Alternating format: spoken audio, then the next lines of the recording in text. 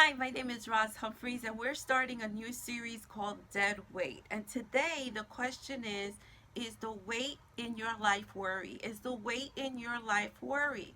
Now, in Hebrews 12 and 1, it says to lay aside the weight.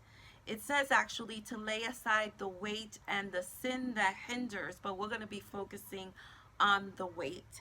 And the weight is anything that hinders you to move forward the way that God intended for your life. It's anything that hinders you. You know, what's interesting is that in Psalm 139 it says that God has written a book about you. It's all about you. It says everything about you. And so you should be curious to know what is it that God wrote about you in your book. And the way that you do it, of course, is by diving into scripture. You know, God gives us so many great guidelines. The other thing is, of course, is hearing God. And of course, it first starts with scripture. The foundation is scripture. But in case you're having a little bit of trouble and you have certain questions about hearing God, I do want to tell you a little bit about my new book, Spirit Gal Here, and it's available in Kindle and in paperback. And what this book does is that it answers the questions that you may have, like, does God really speak? How do you know it's God? And what do you do after you hear? It'll answer all of those different questions. So again, today we're going to answer the question, is the weight in your life worry?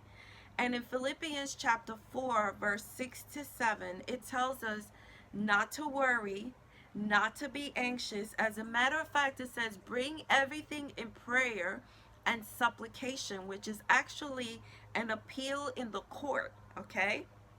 With a thankful heart.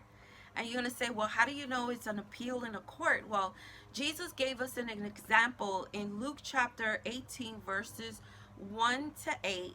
And if you read it, it talks about the unjust judge. And she kept going up to the judge and telling him, give me justice. I want justice. And she would present her case. And she kept coming over and over again until he said, I am so tired of her. I'm just going to give her what she wants. It was a comparison. It did not mean that God is that way, but it showed a comparison of this was an unjust judge. God is a just judge. And so we should be bringing our case to court and telling him, you know what, God, according to scripture, this is what belongs to me. This is mine, you know, and the enemy is trying to hinder me from getting this.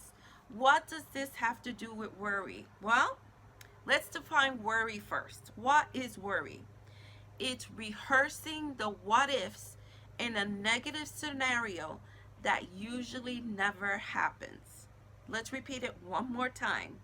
It's rehearsing the what ifs in your mind in a negative scenario that usually never happens. It usually never happens. And those things could be getting up in the middle of the night and being anxious or worried about how you're going to pay bills. And then, you know, you look back and you say, wow, that worked out. I was able to pay all my bills. Or, you know, a kid that is giving you trouble and you're like wondering, oh my goodness, he's going to become a delinquent. He's going to turn out to be really bad. And you fast forward a few years later and he turned out to be really good. Those are things that we worry about. They're become a weight. As a matter of fact, one of my girlfriends, Lisa Lynn, usually says that we have our shoulders up to our ears because we're so stressed out and worried, right?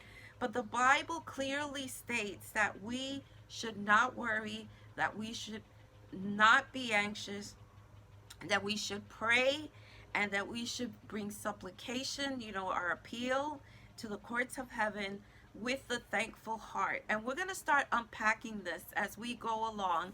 So tomorrow what we're going to be covering is, do you hear God in your times of worry?